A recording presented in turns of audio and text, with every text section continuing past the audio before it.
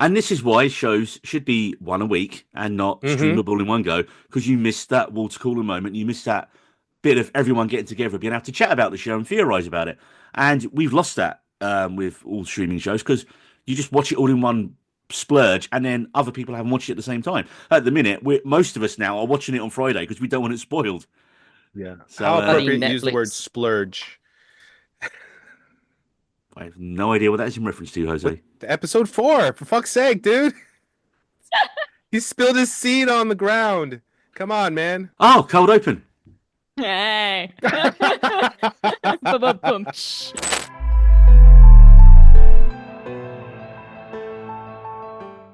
Hi, and welcome to the We Need These Roads podcast Severed section for our special on episode 4, Woes Hollow, or as we are calling it, The Eternal Dark. I'm your host, Neil G, and I'm joined by my fellow tempers, Woe, Dread, Frolic, and Malice. But who is who? And Marie had this idea before we started recording. You can't pick which of the tempers you are, the rest of you will. So, who do we think Marie is, guys? Is she Woe, Dread, Frolic, or Malice? Dread. She warns of the What does impending I don't know doom what of the frolic world. is. Frolic is like, yay, happiness, kind of. Oh, okay. Oh, I'm that's totally Jose. Frolic. I know. I mean, Yeah. I was like, Jose's Frolic, yes. Oh, We can yeah. skip you, Jose. No You're question. Frolic. No question. Yay. So now we just need to decide who is Woe, Dread, and Malice. Dread I is feel like Neil. David. Sorry, my dog's just done a Actually, poo maybe in the house. Malice. I feel like Neil's My definitely wife needed Malice. to tell me. How am I Malice? No, I think David is more malice just because, like, don't cross David. The quiz. Okay. What? I'm not scary. But David could equally be Frolic as well, but that's just Jose. Like, it's... Jose's about Jose- 50% Jose's- more Frolic. Who was Woe then? Is Neil Woe? Well, we got to decide. Woe and Dread is between me and Marie. Well, you guys decide. We don't. Neil is definitely Dread. Yeah, I'd He's like- say Neil's Dread. He's the judge, dealer, and executioner. Judge, He's Mr. dealer, Dread. and executioner. Judge Dread. Okay. I feel don't know. like What the Marie saying is. being Woe is a bit harsh though, because Marie doesn't feel like Woe.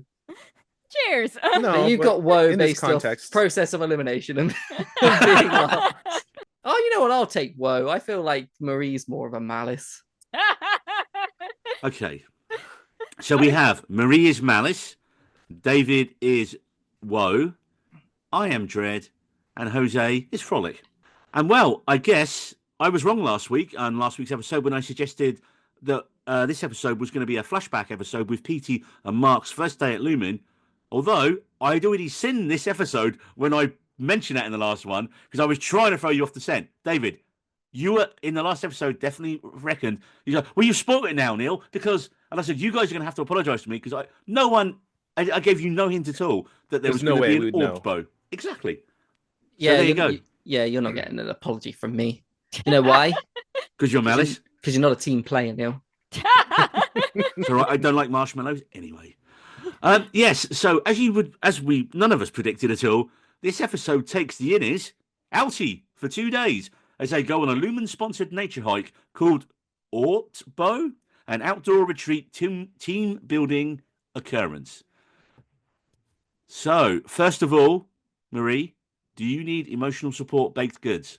Because Irv. Yeah, I mean, to be honest, no, because I'm like, I bet you that this is not the last of him. Like, we're gonna see him again. We're definitely seeing his Audi again, but I think we're gonna see his innie again. To be honest, I think I'm back on the reintegration train with Irv. I don't know. Is it me or his personality started to like shift a bit throughout the episode? He does was so deadpan, wasn't he? Yeah, he Throughout was a dead, lot of it. but then at some point, but when he like first saw like the camp and Milchek, he was the like the old like very smiley Irv as well. Yeah. So, like So last time we saw him was when he was talking to Felicia about the hallway. Yeah. And he's like, do you remember where it was? And then we didn't see him after that. So True. I think there's some situation that we didn't see happen in the previous episode that like it stopped right there. And then now all of a sudden he's out in the woods. I think he's just his innie is becoming very aware of what's going on. And so that's why he's so like so dedicated to figuring out what is going on with Helena and Helly. Yeah. I think Well, he's just coming on to, like, I think realizing his outie was really close to figuring things out. His innie's now on a mission to figure things out. I think we should all eat Jose. What does everyone think? And this is, you've now tuned into the Yellow Jackets spoiler podcast. No, he's got the plague, David. I mean, you'll be fine for a day or two, but then you'll die of plague. That seal-looking thing didn't look That was like gross. it was the healthiest thing gross. to eat, suggesting. Yeah. Why did Earth suddenly go full cannibal? He's like, I've been in the woods for like less than an hour or so. Let's eat a dead seal. We don't know when our next meal is going to come. Yeah. Yeah, that was just so weird. But then when he sees Milkshake, he actually smiles. Yeah. Like it's just such a weird like because before that he said I wouldn't trust anything he says, and he says it in his like deadpan serious voice. And then when he sees Milkshake, yes, maybe he's like happy that he's gonna get fed. But then like the smile was just like, ooh, okay. Is it at that point? No, he's to the rest of them. He's like, yeah, fuck Milkshake. We know something's up, but he doesn't want to appear that he's onto Milkshake at that point. Maybe, yeah. So he's like, oh, as he expects to be yeah. to Milkshake. He's not acting. He's kind of trying to keep it away from Milkshake at that point. But so going back to what we started with, we have the Four Tempers, which is something I'd completely forgotten about until I give Apple credit on give the editors a Severance credit. The recaps are so integral now to each episode because it literally tells you what plot points from the previous episodes you need to look up and pore over.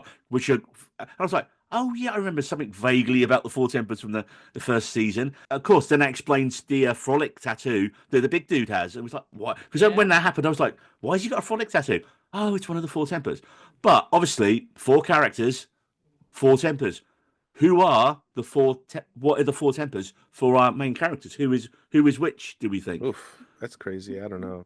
Dylan is obviously Frolic. Yeah, Dylan's got to be Frolic. Yeah. And then and Malice would be Helly, maybe. Yeah. Yeah. But the thing is, Woe was in Helly's seat. When we see Woe in Irv's dream, she was sitting at Helly's computer. I think that dream is just how he realized it wasn't Helly It wasn't Helena. But I don't know, because Helena is so unhappy with her life. She she even apologizes for being her. So that's why I think she is a good candidate for Woe. I'll be honest, when they hooked up, I honestly thought, oh, that's Helliar. Because Helena wouldn't just hook up with this guy, would she? Yeah, I was wrong. Because last episode, when we were talking about in the last one, I was like, Helena isn't in a position to do that outside of work.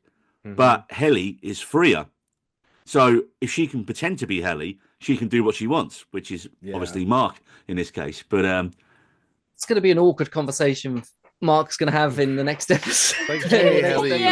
We'll get on to that later. I've got questions for that towards the end. The body doubles, they're actually different actors who've played their body doubles, which I thought was a really interesting note. Oh, creepy hologram kind of deal things. Are they holograms? No, they had a shadow. They had the little the pointy people. My initial thought was clones, but then Ortbo, it's a anagram possibly for robot.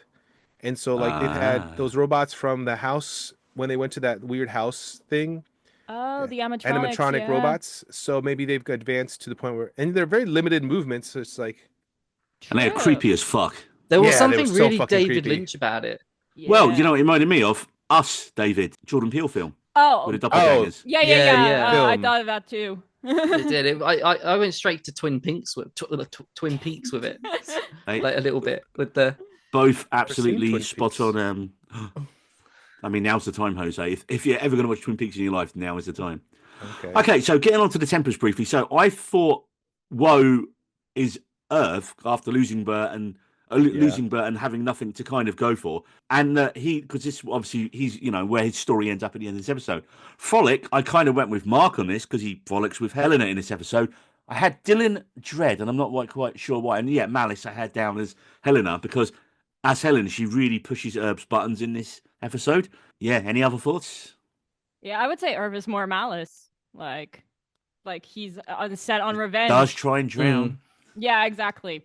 By the way, I'm going to be so smug in this episode because I was just like, I fucking told you so.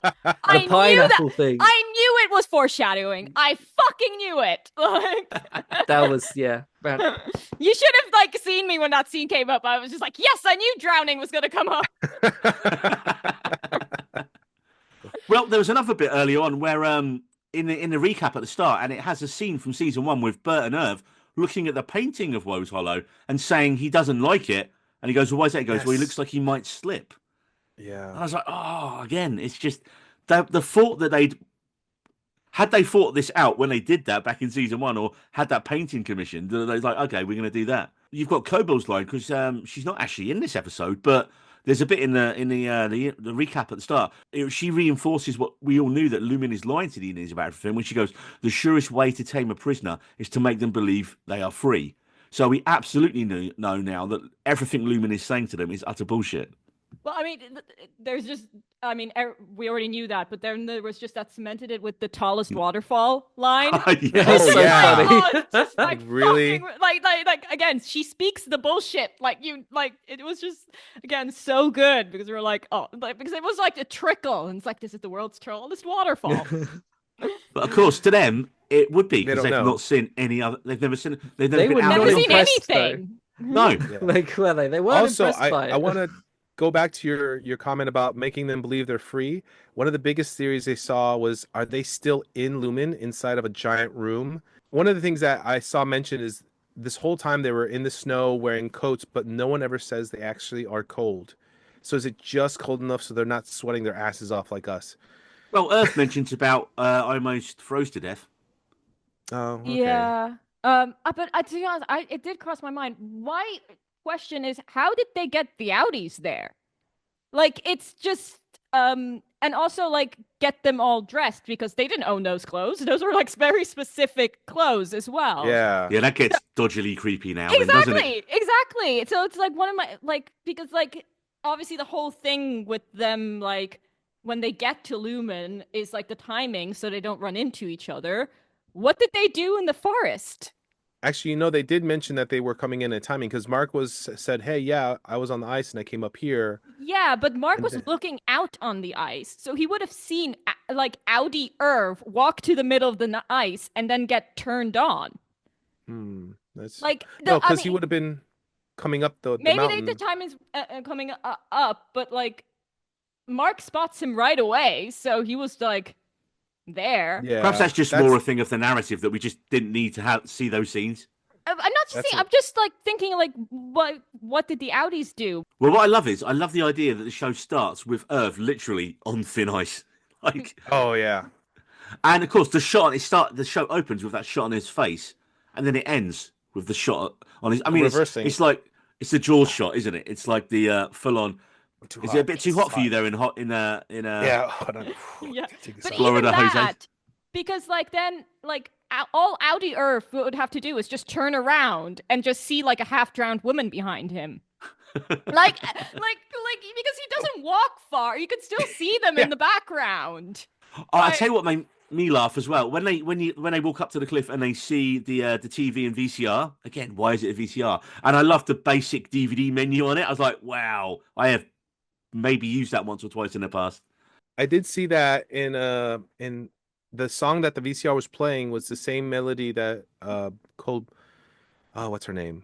Cobell sings. Cobell? Cobell sings in Sings, season 1. Yeah. I thought that was pretty interesting. One tiny little thing here that annoyed me, and it's just a me one thing.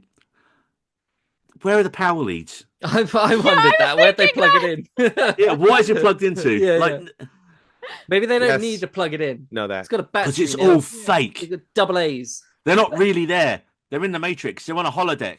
I think wouldn't it be funny if we realized later on that they show how it really looked, but to them it seemed like it was this big magical snowy place. And they're just walking around in like a VR room The or something. office, like Yeah. Interesting. I mean, part of me did think like, is this fake? Fake. Like for me, it's like I thought, is it a dream? But then Irv had a dream, so like having a dream within a dream is just a bit too Inception-y. Inception-y. But also going back to that video, that is where Milkshake is at its creepiest. He Yes. delivers Yes. such creepy smiles in that one, and also the way it like jumps. Mhm. Like, Oh no, he gets creepier later. I no. never want to sit around a fireside with Milchick telling a campfire story. I'll tell you that much. In that VCR video, it apparently not only just cuts to different moments, but the aspect ratio, like in terms of like the lens zooming in and out, are also different too. Because I saw some people posting some screen grabs. Sometimes he's like farther and wider, and then tighter and closer. I just love the line he says where he goes, "Some of you may be quietly yearning to know more." No He's shit. such a good voice. Woke up in Such a good fucking voice. forest, man. But then he mentions the fourth appendix, which is banned on the seventh floor. And this is like new thing to us. What is the fourth appendix? And yeah, the creepy music, and of course, Happy Fortunes, MDR. When they got to the book and they started reading it, I immediately thought to Mark's brother-in-law. Yeah, same. I thought it was like, Rickon. this sounds like his voice, the way Yeah. they're talking about Well, everything. it could be the book that. Well, the Rickon is. If there's a whole time thing, it could be the book that Rickon I was is going to trying to write. remember if there was any passages that sounded the same, but it didn't. That's But I not think the you are. No, Is it's it? not. But he may have still wrote it. He may have wrote something different. But I think he definitely helped. The second I saw the book, I did come out. Also, can we just? I really don't understand Lumen's logic here. Like, corporate team building exercises are horrible to begin with. Add a Lumen twist to it, and it just spells disaster. Like, I generally don't know what they thought would happen here. Like just put these people out in the woods who've never seen the outside before, feed them some bullshit theology, and see what happens. Like, what was their goal here? Well, on the surface, it's just a matter of them getting to be outside, quote unquote, and they're not really trying to do anything. It's just to scare them into submission. But the whole LER situation added like a little bump in the road, because like this whole time I was like, is she real?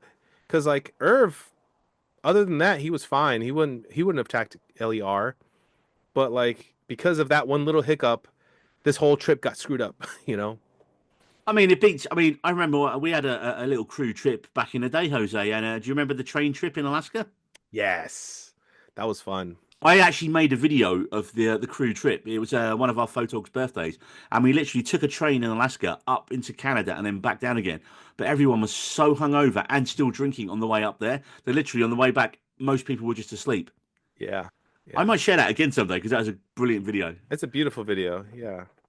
Probably get a copyright strike for the music we used in it though. Yeah. But anyway, yeah, getting back from Canada and Alaska and well, pretty much where we looks like we are now.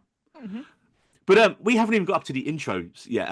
The last thing that Irv says before we even got to the credits, which we didn't actually have, he goes, "I don't believe anything out of that Mount Bunk's mouth, even televisually." And I was like, "What the hell is a Mount Bunk?" So I googled it, and a Mount Bank basically is a charlatan, a deceiver.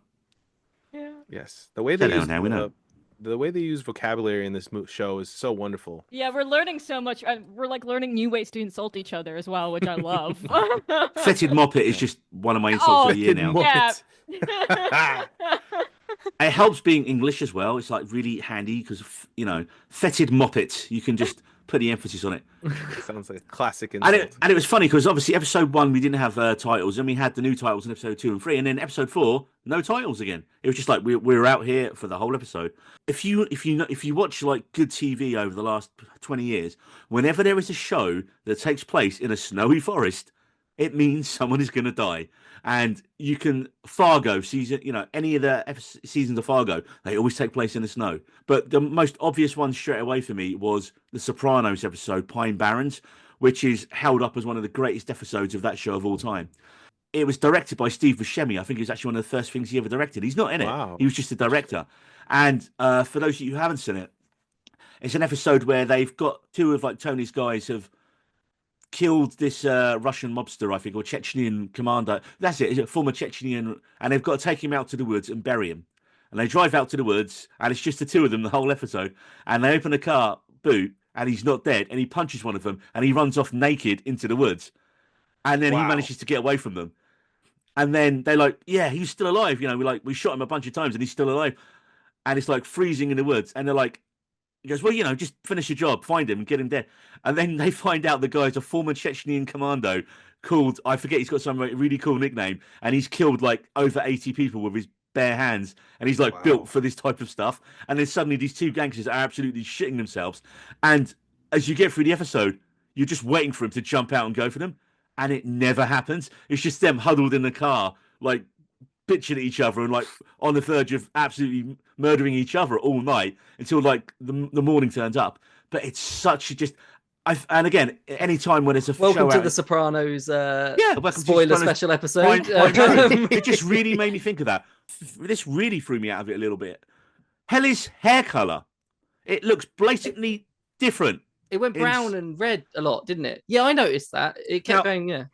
And I don't believe that could just be a trick of the light or thing. There's got to be a reason for it, because in certain scenes, especially in a tent, she looks completely like dark haired. Whereas obviously when she's outside, it looks like her regular hair color. But it's like they wouldn't miss something like that in a show like Severance. It'd definitely be a reason I for thought it. it was the other way around. I thought when she was outside in the snow, it looked darker, brown. Yeah, to be honest, I think it's color toning.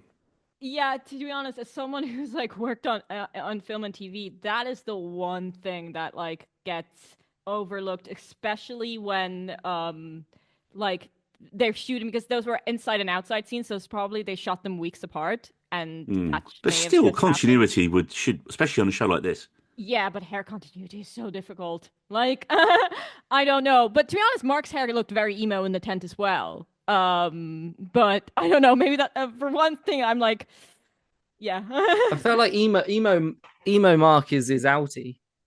Yeah, that's how I see emo Mark. It's just it's like layering the outie and the innie, because he's Oh yeah, this whole episode he's technically severed actually.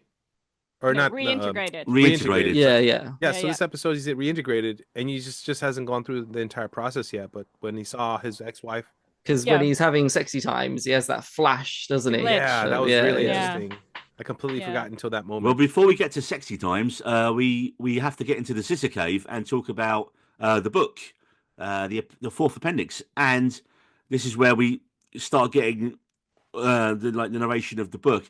And we hear about Keir having his twin Dieter, but he spilt his lineage upon the soil. And literally, my first note as I was writing, I was like, does he mean having a wank? Is what I wrote down.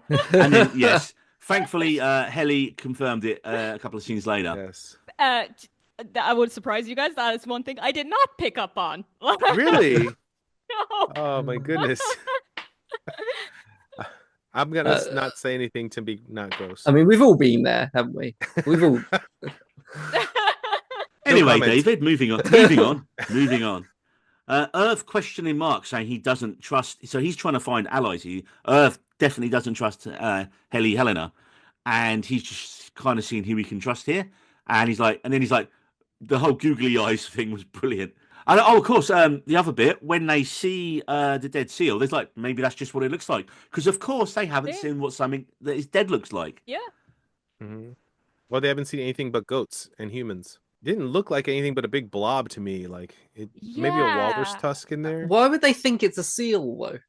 They surely must have known what a seal looks like to think, oh, that looks like a seal. Yeah, but that's just like memory, recessive memory. So like, because like you're not, the severance trip doesn't wipe your memory. It just like is at that part of the brain where I forgot work the stuff.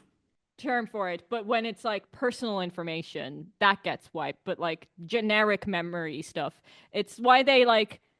But then in the last episode, how did he not know what a bag was? Because you said that he called it a sack. Yeah. Nice sack. True. That is a good point. Could just be a term that he uses instead of bag. Yeah.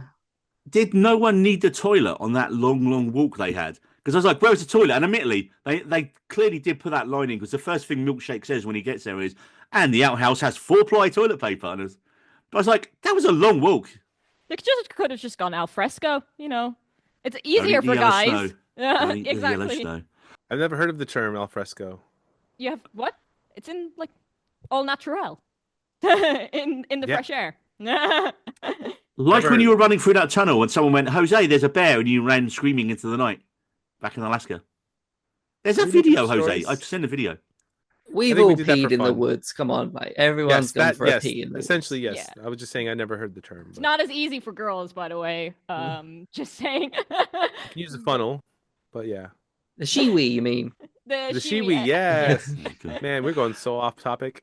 So off topic. Yeah, I do have a theory about the seal. If you guys want to hear. Oh yes, please. Yes. Let's hear the please. seal theory. Because that's like a really weird thing to include.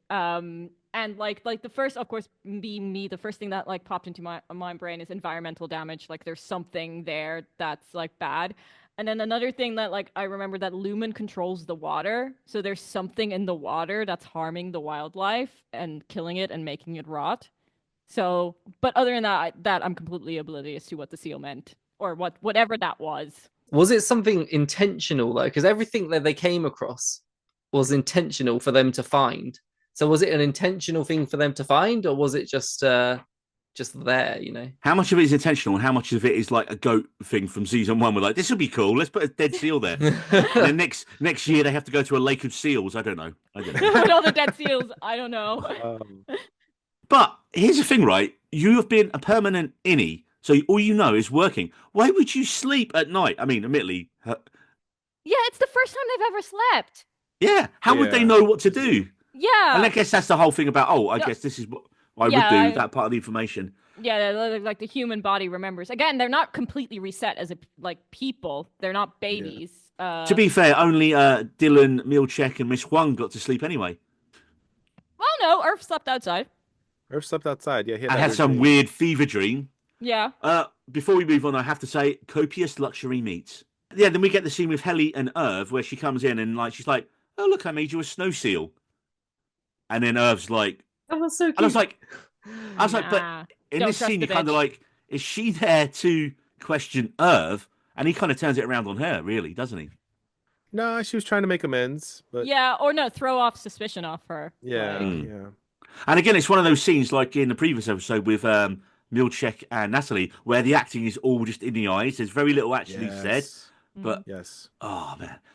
And I love the shot of Irv in the flames as well. Like, it's just, it's so good at that point. And then, of course, we get story time with Seth. And my next note literally says, sudden torrent of pus. And I love Helena's reaction to the story, and just laughing.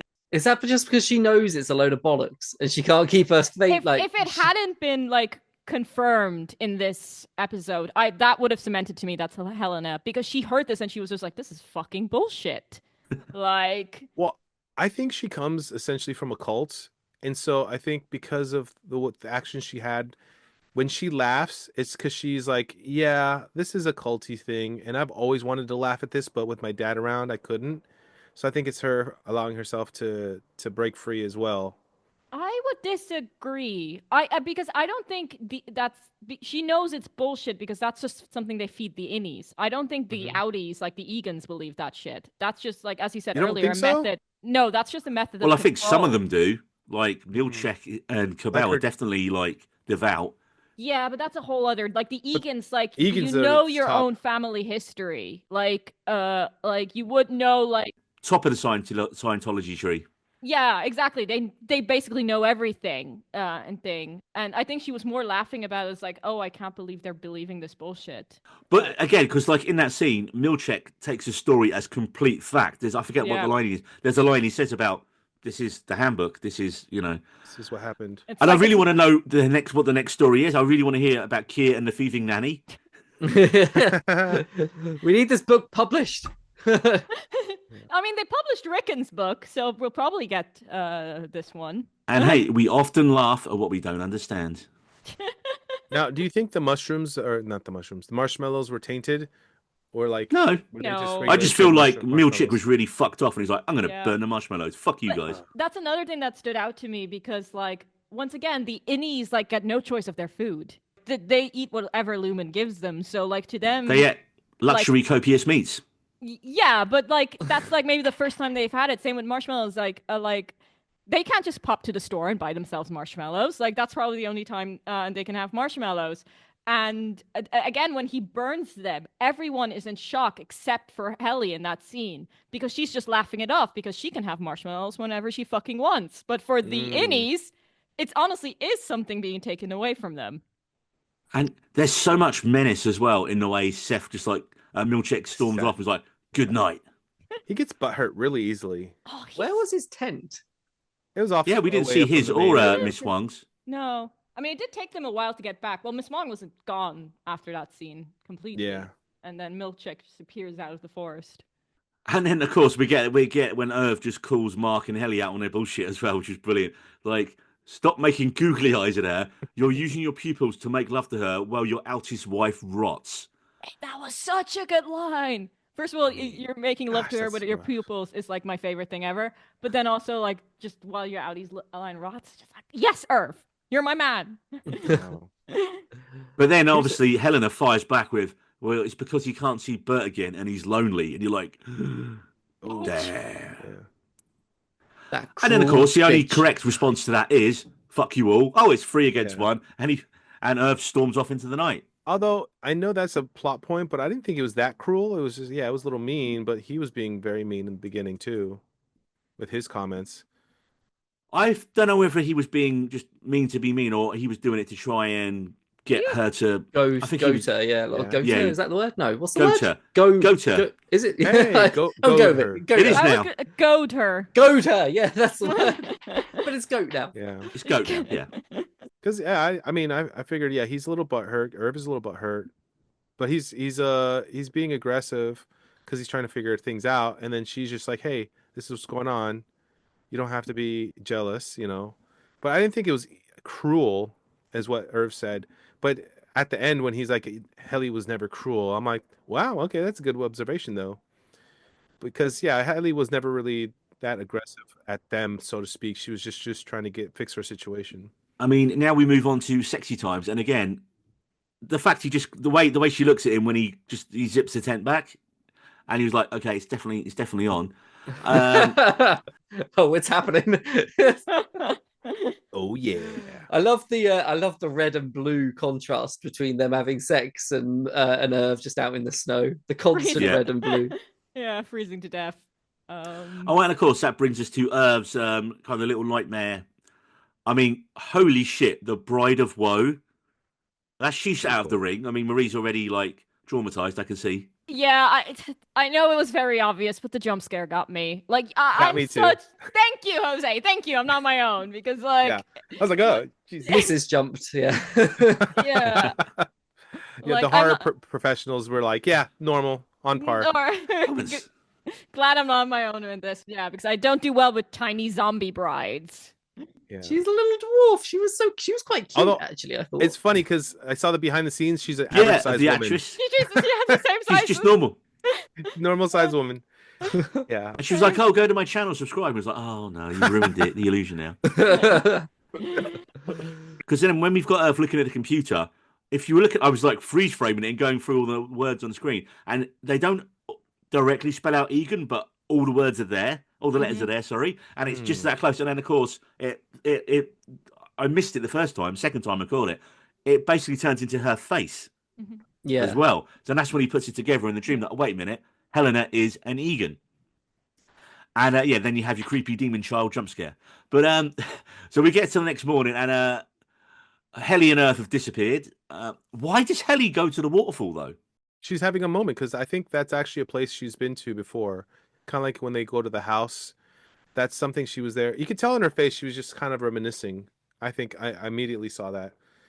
I don't And think so she's ever been Irv- there before.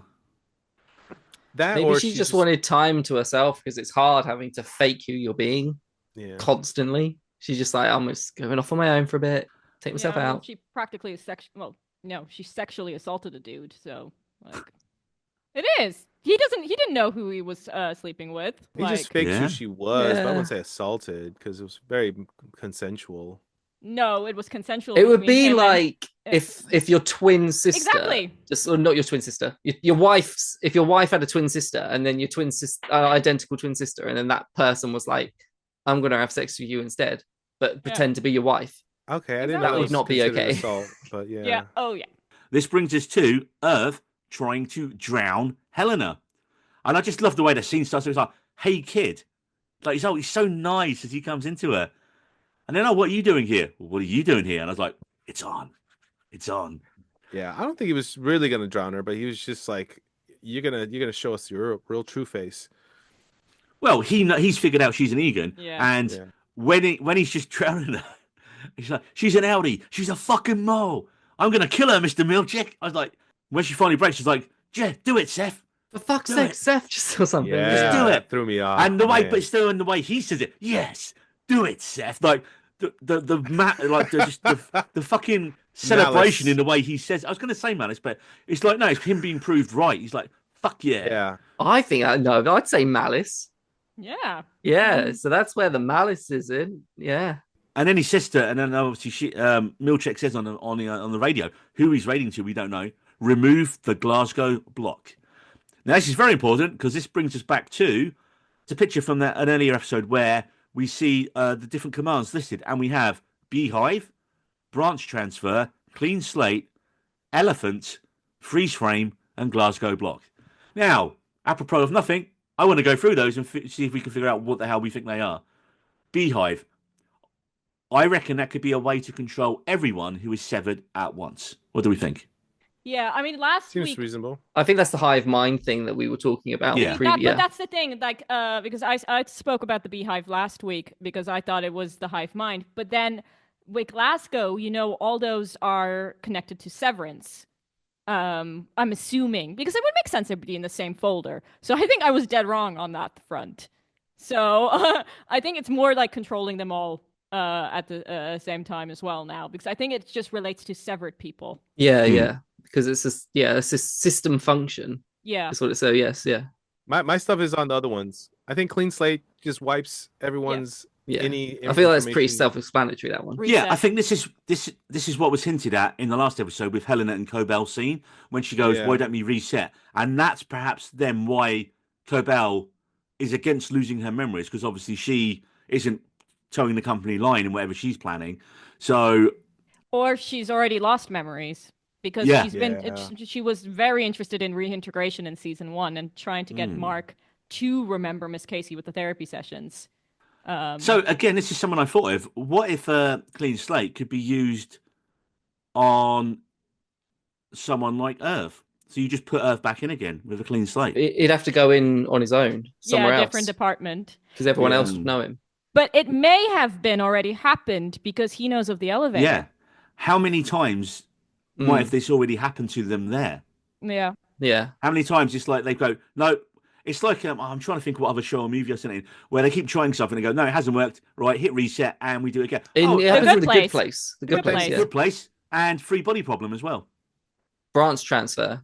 Well, I imagine that's moving people from one location to another, To a different department. Or like bringing in the different people town. from like the people. So does a Yeah. branch transfer require a different function of severance then?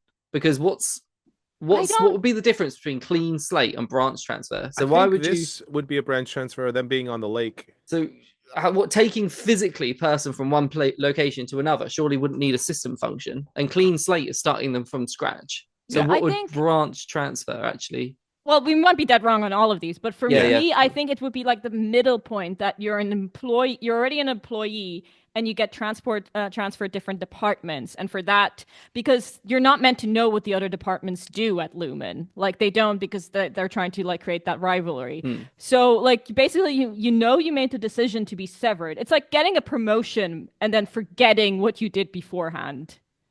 Like what you did in your previous job. Whereas I think reset is just wiping your memory completely and the fact that you worked for Lumen in the first place. And speaking of forgetting, next up we have Elephant. Well, of course, the thing with elephants are they never forget. So what if it's? But so, I did see this theory online. What if Elephant is a command that restores everyone's memories if they've previously been wiped? Because there might be someone who has a certain bit of information they want to get back. Maybe that's what you do if you get promoted to a higher position like Colbert. Cobell. What's her name? Cobell. There we go. I want to say Colbert. I don't know. Maybe that is a good theory, but like she is like after some memories in my theory. Like she is. So if she knew that existed, she would maybe like. Well, her big do mission it. seems to be seeing Mark complete his Cold Harbor situation more Yeah. for me than her finding out stuff. Like she seems to just know stuff. Well, like we Yeah. mentioned in the last one, who is Charlotte? Hmm. Is that a family member and someone who that she's trying to bring back along the side, and perhaps that's why she's pushing Mark to Cold Harbor so much. So we kind of talked about that in the last one. Next we have freeze frame, and I'm guessing is this like a way to pause severed workers in real time for Yeah. non-severed employees? See, that's how I think they got That's them how on they the could get ice. undressed. Yeah, Exactly. That's what I thought, that they might have freeze framed them. Like their Audis got dressed, and then they drove them into the middle of the ice and just like placed them like a mannequin. Like, Okay. Yeah, that's That's smart. interesting. Yeah. but we the haven't seen that implications yet of that from- is creepy as fuck. creepy as that. Knowing you could pause a person. It's like, well, what's that kids' TV show where Bernard's Watch? Did anyone watch Bernard's Watch? Where he freeze framed? Nope. He had to watch a little stopwatch and he could stop Bernard's time. Watch? I think it was called Bernard's Watch. He could stop time and he used it to like do his homework and stuff on time. What He a used it for twat. really shit fucking reasons. Yeah, I hope it was cancelled after like one episode. Bernard's That's Watch. terrible. It was classic. Right, so now we have Helly back. Fun fact, it's the thing that from her perspective, she goes from speaking on stage and warning everyone to waking up being waterboarded. Drowned. Yeah. Yeah, so that's really interesting to see how her reaction is going to be. But also, why do you think it was called Glasgow? I'm not sure on that one. Probably Like- haven't figured it out yet. There's a lot of names to everything that they just gave I mean, names. because but they choose names for a reason. Like they could have chosen anything, and they chose Glasgow, which is Is Glasgow relevant for anything? I don't know. Is there like a famous war or battle where somebody infiltrates something in Glasgow? Like I don't where know. something happens like that? I Like- feel like that's history. We should know, Neil, if Yeah. that's the case. Chatsunami would know. Yeah, He should, Chatsunami, our Scottish panda. He should know. Okay, but now I have a bunch of questions. So now we have Helly back. Where the hell does that leave her relationship with Mark? Because he slept with Helena, not her. And someone else mentioned this. What if she gets pregnant from that and she gives birth to the weird Keir-faced baby? No, oh I don't think it's that no, ridiculous. no. Oh, you say that's ridiculous. We've been talking about... Look at the stuff we talked about in this show. I mean, I a don't lot know. of what's going on is propaganda, as far as we know at face value. The goats is the weirdest thing, and then them just having a large goat room is not. Yeah, that the goats crazy. is weird. But come on, you've got a man-faced baby crawling out of the snow. They had sex in the snowy field. Oh, it's another... I don't know. Like for me, the babies are more like lean more into the cloning because cloning is not like a new person comes up. You have to grow a clone from a baby. So The baby had snow on its head. I'm just saying. The baby had snow on its head. What? Sorry, what was this theory that them having sex meant that they're going to have Well, she cloned might- babies? No, not No. clone babies. She might get pregnant from that, Right. not It's realizing. guaranteed. No, of course it's not guaranteed. It's a theory, Jose. So the theory is that Helly/Helena gets pregnant from that because you see in the opening credits a Keir-faced baby coming out of the snow in the opening credits in front of Mark. So what if they somehow have created this Keir-faced baby? I know it's going down a few David Lynchian nightmare. I feel like the Keir-faced baby is a bit silly, but her getting pregnant from that encounter is maybe not as silly. right. If she's not on obviously any And birth the- control, I feel like Lumen does make birth control. Like they'll make everything. But she's on medication too. Remember, she said Non-lumen no, medication. that was just a lie to Yeah, of course. no. But That I'm was a saying lie. that means she's on some medication though. No, it doesn't. Well, was just a lie for the that film. was just a lie for the camera. But like, I mean, Right. I don't know. This is all speculative. I think she would be on birth control, but Yeah, she seems like the type to be on birth control. Anyway, back to the attempted collegial murder in the pond. And we get the big kind of final scene with Irv and Seth. And holy crap, man. The delivery, the acting, again, in the eyes. And the eyes, like, Turturro is so powerful in this scene. I was like, and there is your best actor in the Emmys next year, John Turturro, for this exact scene there. He was so fucking good. The fact that he knew his innie was going to die, but he didn't care because although he kind of had nothing left to lose, like, because he'd lost Bert and he realised it didn't make a difference in the outside world either. He was like, right, in that case, I'm going to do what I can to help my friends. And by exposing the fact that Lumen are utter arseholes. And how do they cope with this fallout now, right? Like, how does it work? Like, where do we go next episode? Do we have the straight aftermath of Irving's death? Now, do they fuck with us and go to the flashback of Mark's first day, which we thought we was going to get this week? I don't think we're ever going to get that. But how do Milchick and the board smooth this over? Perhaps they have to use the reset protocol. This could be a way of bringing everyone back, actually. They used the reset protocol. Well, I actually had this thought. This is my own one. I didn't crib this from anywhere else. What if the reset protocol resets the innies to an earlier version of themselves, like cloud storage for backing up files? So they go, okay, let's just take everyone back to the day or two before it all went badly wrong in the Orbzo. And but they could have done that for after they'd had the moment where they'd escape, like, you know, where they had.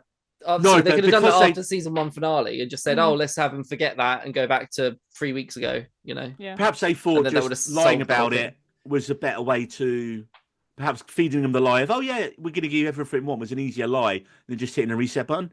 Again, it's just pure speculation. Now, do they replace Irv?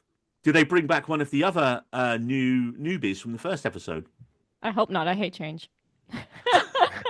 And how will Mark react to this? How does it work with him and Helly going forward now? Earlier in the episode, it's going to get awkward. Yeah, it's going to get messy. Most shows would drag this out for ages. Severance, I reckon, will tackle it head on, and we'll know by the end of like maybe next 2 episodes, and they'll have resolved it and move on to the next thing. But not just that, because like Mark is going through reintegration, so like he's going to be battling with that memory, then like the knowledge of his wife. He's going to be put through some shit in the next few episodes because, like, just this is why people shouldn't have sex. Moral of this episode: in camps in the woods. I mean, the entire point of the episode is like not to give in to lust. I mean, that was kind of the whole point of the story and turning into a mountain kind of thing. It's true. So don't have a wank in a forest in front of your twin. It's basically what they said. Again, Neil. That was not on my Severance bingo card, I have to admit. But I want to touch upon Irv's last words, because he said hang in there, which is something extremely specific. And like, since I was right about the pineapples and the drowning, I think now everything in that in the new break room is a clue. Because if you go back to the break room, there is a poster of that says "hang in there" of a man holding open the elevators, and it kind of has the silhouette of Irv. It kind of looks like Irv, and the fact that he's opening up the elevators is also really interesting because it's like, well, that's where they get reset. So, yeah, that was just like such an interesting choice of words, and I do think he was trying to give Dylan a clue. So, like, I saw something where people were saying, "Look behind that poster." Yeah, might be something behind that poster. Yeah, exactly. I had no context. So I said, "Why is he looking behind the poster?" But now that you said that, it's perfect. Yeah. I think that's a great clue to look into. Because like those were so specific words, and he had a little smile when he got switched over. He like so it's just like he won. He did expose the lie. Yeah. No, so. I think he found something with Felicia, hid it behind the poster, and now that's how he's telling everyone to look for it. Mm-hmm. That's a great observation. Great observation. Well, that's all the time we have on the 7th floor this week. I'd like to thank my co-hosts Marie S, David L, and Jose L. And Marie, where can people find your Ortbo online? Well, based on this episode, clearly I'm always right. So if you want more of that, but no, if you want more detailed analysis, but about climate change and backed up by fact, you can check out my podcast, 2 Girls, 1 Reusable Cup. And if you want more sustainable shenanigans or just me talking about other shit on the internet, you can find me at Life on Mars. And David L, where can people find you?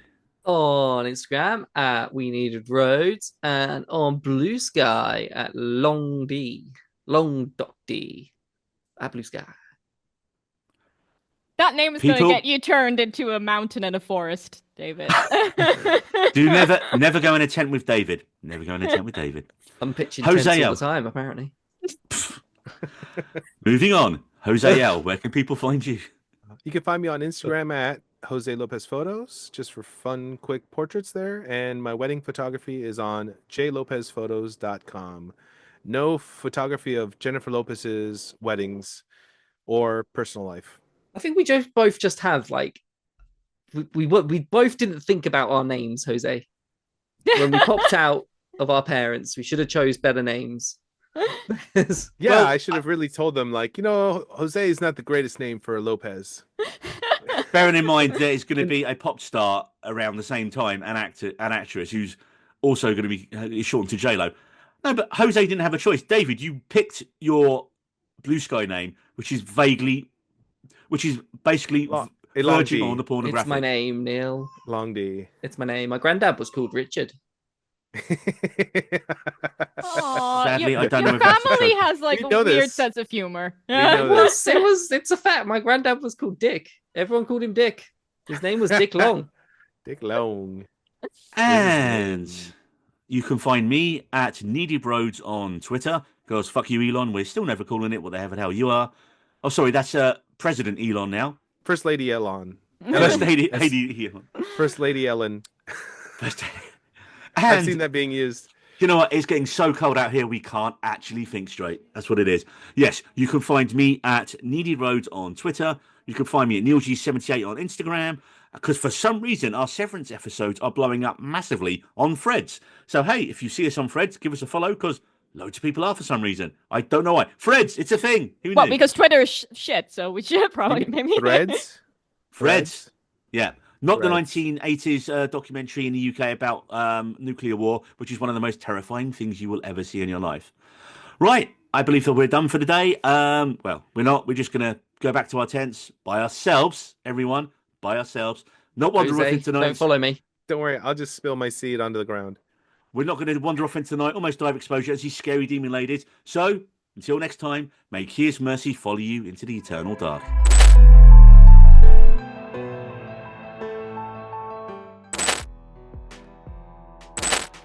Okay, Oh, it's so God. fucking hot. Oh, Jesus Christ. I got warm. I got so warm. It was so warm. Oh my god.